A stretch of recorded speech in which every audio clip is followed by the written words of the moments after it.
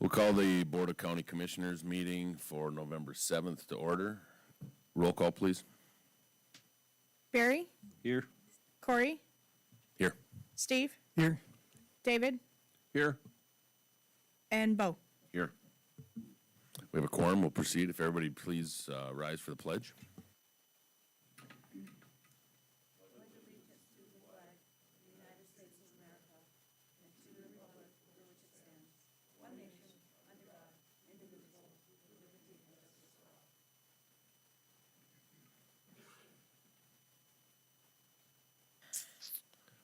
Consent agenda. What are the wishes, gentlemen? Motion to approve is presented, Mr. Chairman. Is there a second? Second. Moved and seconded. Any discussion? Roll call. Bo, Yes. Corey, Yes. Steve, Yes. David, Yes. Barry. Yes. Motion carried. This is a spot on the agenda for public comment. Is there anyone here that wishes to have public comment? Okay, we'll jump into planning and zoning.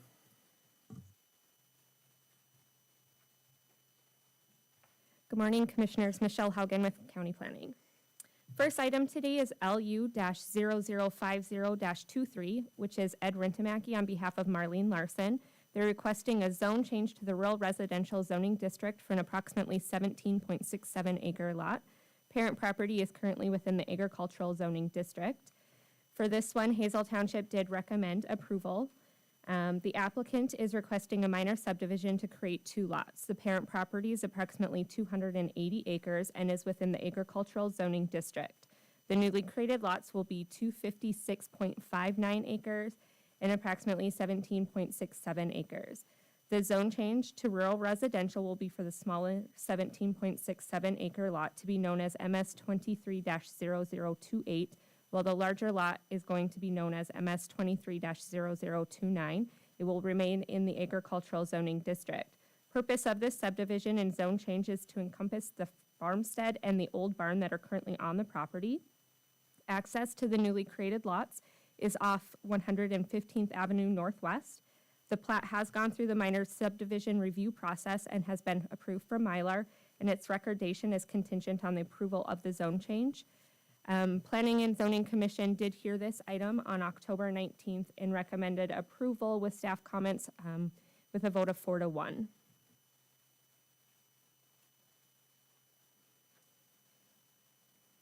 Ed, do you have anything you want to add? No. Okay, gentlemen, questions? What are the wishes? Make a motion to follow, make a motion to approve following staff comments. Is there a second? Second. Moved and seconded. Any discussion? Roll call, please. Corey, Yes. Steve, Yes. David, Yes. Barry, Yes. Bo. Yes. Motion carried. Okay, so the second one today is LU-0055-23. Ed Rintamaki on behalf of Peter Broughton Farm LLC, Vicky Harper, Curtis Ongstead. They're requesting a zone change to the rural residential zoning district for an approximately 8.76 acre lot. Subject property is within the agricultural zoning district. Tioga Township on this one did recommend approval. The applicant are requesting a minor subdivision to create two lots. The parent property is approximately 73.94 acres and is within that agricultural zoning district. The newly created lots will be 65.12 acres and the 8.76 acres. The larger lot will remain in the agricultural zoning district, while the zone change to rural residential will be for the smaller 8.76 acre tract. Purpose of this subdivision is to carve out an area to be sold to a family member with the intent to build a single-family residence in the future. Access to the smaller lot is off North Dakota State Highway 40, and the larger lot can be accessed off of 70th Street Northwest or the State Highway 40 as well. The minor subdivision is currently working through the review process, and the newly created lots will be known as MS 23-0032 and MS 23-0033. Recordation of the plat will be contingent on the approval of this zone change. For this one, the Planning and Zoning Commission also heard this on October 19th. And I know in the packet it says that they approved 4-1, but it was actually 5-0. It was a typo on my part in the packet. Okay, any questions? What are the wishes? Well, I'd make a motion to approve following staff comments. Is there a second? Second. Moved and seconded. Any discussion? Roll call, please. Steve, Yes. David, Yes. Barry, Yes. Bo, Yes. and Corey. Yes, motion carried. Okay, that brings us to the annual tax foreclosure sale, new location. We actually, with visiting with Keith this morning, they're pouring concrete over there, so we no longer feel like there's a safety issue with holding the sale over there. So we are not going to move it. But I did want to mention, if you guys remember last commission meeting, when the auditor from Wild Rose came in and she brought up that the city was choosing to purchase the property in the tax foreclosure sale. I just kind of want to explain to you guys what that is. According to North Dakota Century Code 572819, on the rights of repurchase, if the city has delinquent taxes that are on a property, they have 30 days from notice from us once we take the property in which to purchase that property before the former owner, which is what the city of Wild Rose did. And I do have a deed for you to sign today for that. Okay, we really don't need any action on that. No, I just wanted to let you guys know what that was. Perfect. Any questions for Brenda on that? Good. Okay, community engagement. I know Lindsay's not here, so I'm assuming Helen's gonna jump on that one.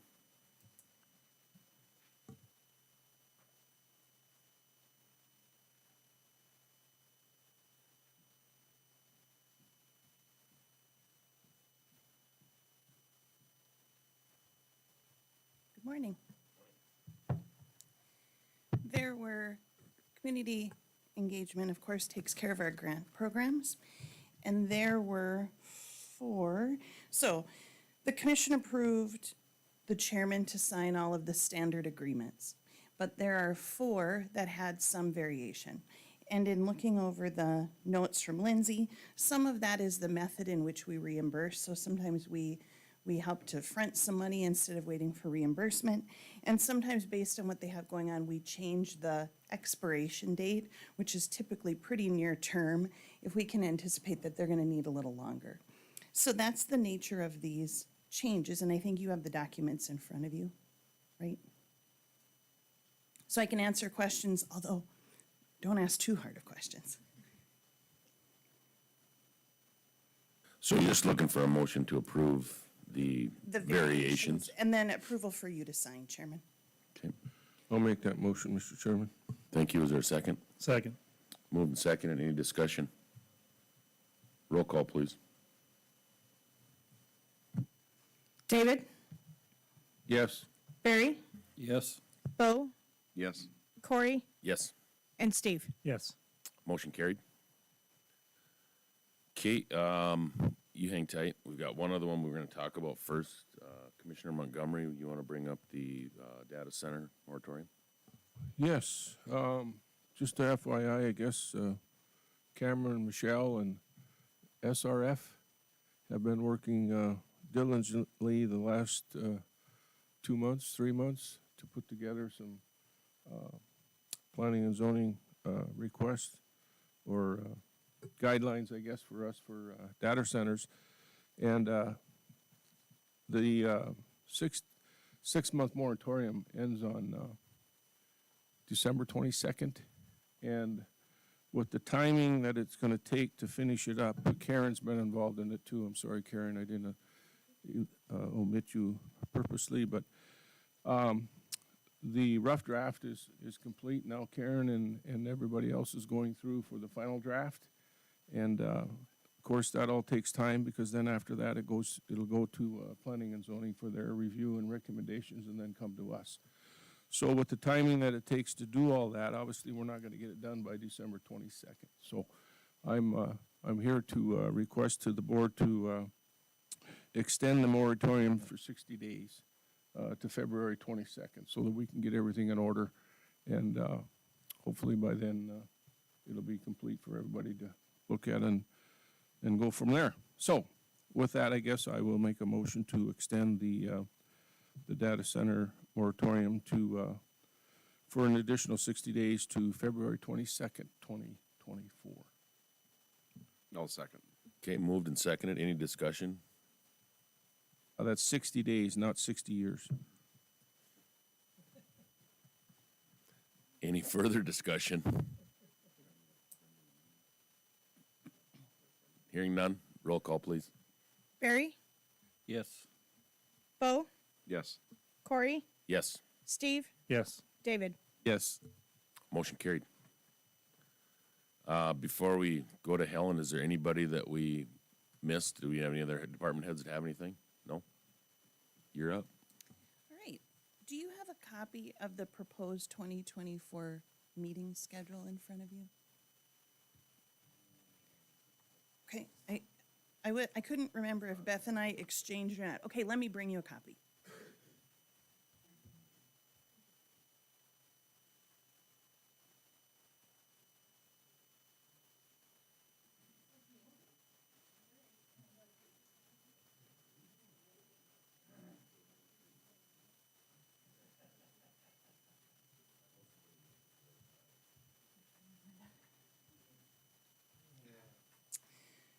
All right. So the stars on this piece of paper are the proposed commission meeting dates for 2024. It's the first and third Tuesdays throughout the year. We don't have any holidays that interfere this year. There are a couple additional dates, so let me walk you through those. The last Thursday in January, we have a proposed budget meeting set. This is a brainchild of Christy and I, if I can be honest, and I did talk to the chairman about it to have somebody's permission before I brought it today. The idea would be that in the same vein that we have budget hearings in July, this would give you an opportunity to hear from the finance director after the end of the 2023 calendar year and have a discussion about any of those end of year, sometimes there are end of year adjustments that need to be made, or just to sort of regroup and see where revenue and expenses came in for the end of the year. We then have a proposed change in our typical budget hearing schedule. Instead of a Monday, Tuesday, it has turned out to be that folks have struggled to get there sometimes on a Monday, or Christy will always remember the time that someone forgot her budget hearing. So we thought, why not move them to a Tuesday, Wednesday? If that was agreeable to all of you, it takes the pressure off of a Monday. You come here for your commission meeting on Tuesday, and then we roll through that budget hearing schedule Tuesday, Wednesday, instead of Monday, Tuesday. Yeah, it felt like a good idea in the moment. The way that the calendar works in 2024, the Monday budget hearing that we always stick in there just to make sure that we have time to make any last minute adjustments or account for any changes that were requested by board discussion. It's actually more than a week.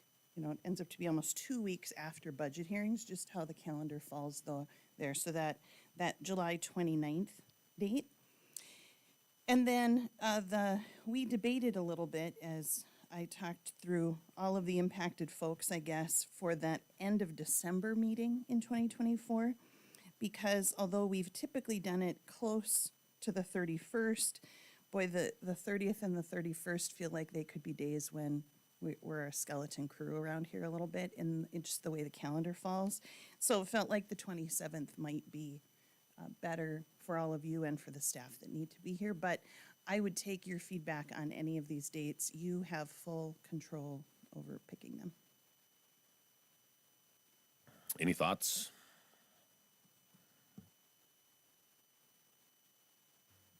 I would say it looks good as presented then.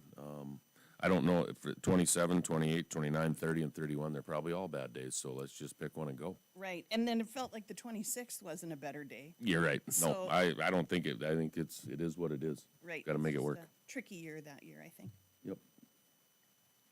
Do you want you want a motion? Please. Okay, can we get a motion to approve the, dates for next year's meetings? So moved. Is there a second?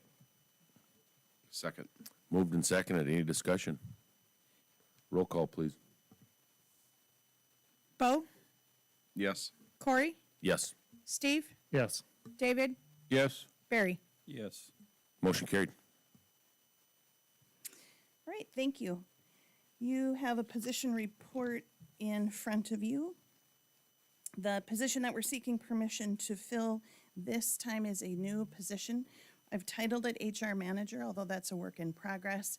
As we talked about during the budgeting cycle, as we determine positions for 2024, this is the next step in that evolution of separating the HR department and the county administrator position.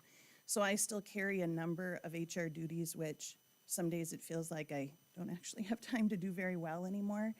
And so in filling this position, additional duties related to HR that I have been completing probably since 2006 will slowly be moved into another role. So we would look to advertise soon, fill the position in early 2024, hopefully. Okay, any questions? What are the wishes? motion to approve, Mr. Chairman. There's a motion, is there a second? Second. Moved and seconded. Any discussion? Roll call. Corey, Yes. Steve, Yes. David, Yes, Barry, Yes. Bo. Yes. Motion carried. There's one more addition that got brought to my attention yesterday, or I was reminded of, and that is the crib. There's a C word that I don't know. Maybe the sheriff could fill it in if we really need to know. Regional Interoperability Board, and it relates to 911 dispatch centers and how they communicate with each other and collaborate on things and communication and tech. And Tim Hagan, our recently retired dispatch director, was our representative on the CRIB board. And it was his recommendation when I checked in with him that Liberty Dancer, who is our technology person at the dispatch center, replace him as the primary on that board. And so I would ask for your permission, or I would ask for your motion to make that change for us. Just have one quick question, and I see the sheriff's here. Are you fine with that change, Sheriff?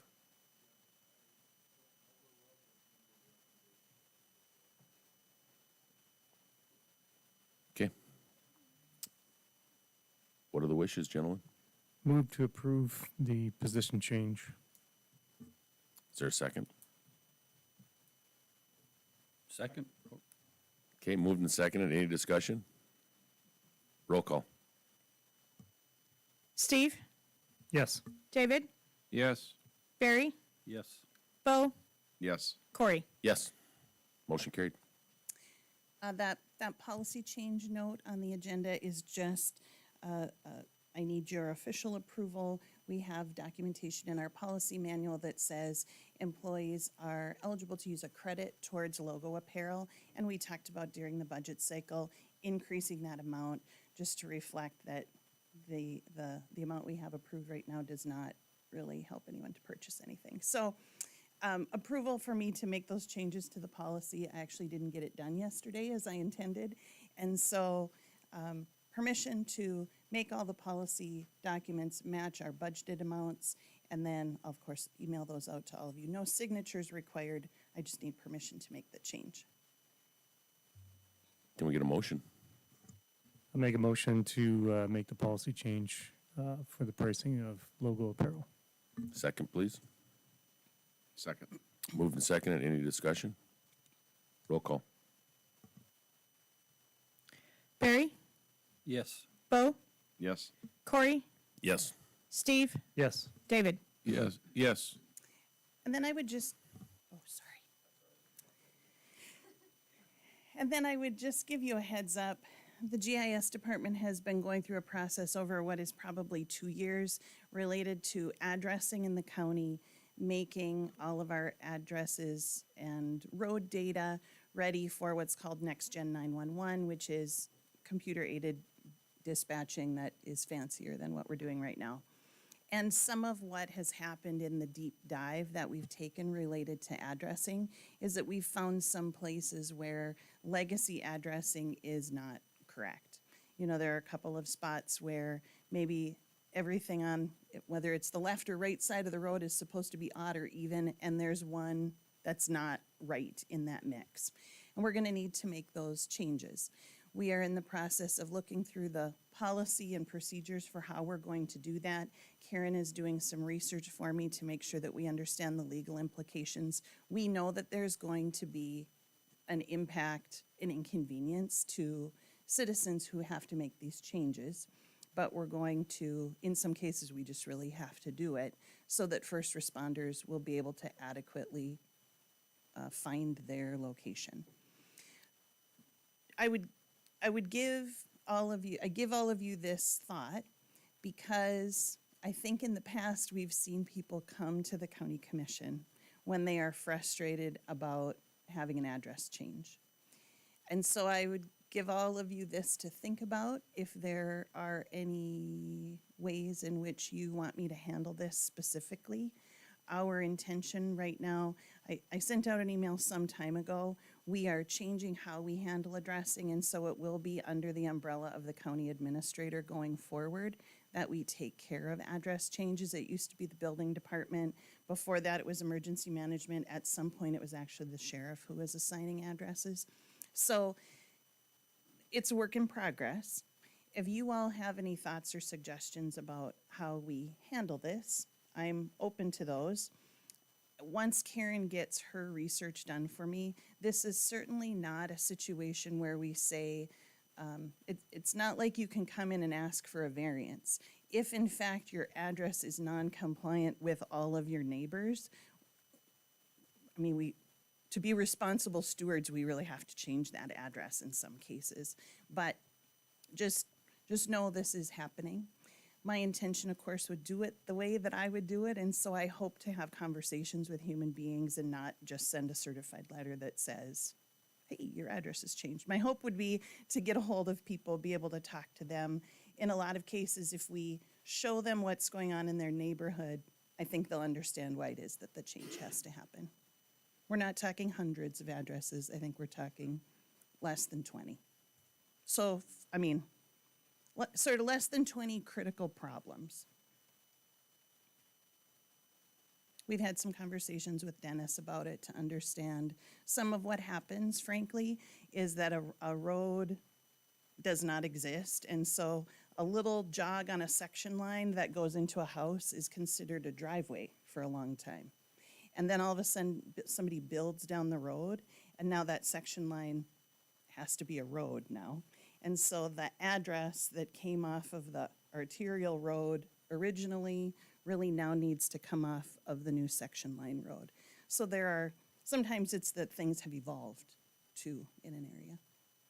So when addresses are changed like that, do you notify Google? Do you notify, how does that get addressed? That's part of what we're working through. As we've been talking through what the impact is going to be on citizens, that's part of what we've talked about. Some of this is wayfinding for first responders, but some of it is wayfinding for family, friends, and deliveries. And that's where the Google, Apple, Garmin, whatever it is that they're doing matters.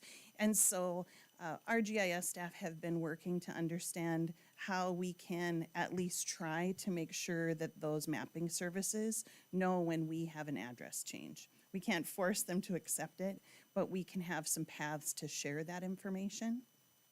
So that is one of the things that we are talking about, because certainly 911 response was originally the reason why this Burkle system addressing happened in the late 90s, but now an address is used for so many other things. So. Anybody else have questions for Helen? Nope. Anybody else have anything else?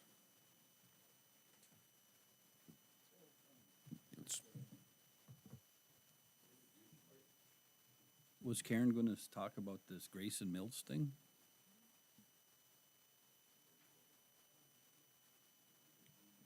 You're under F, line 3. Yeah, it was originally on the agenda, but I asked Beth to take it off. Yeah, that wasn't on our current agenda. Yeah. Yeah. And they didn't change your paperwork. On computers, it changes automatically, Barry, but.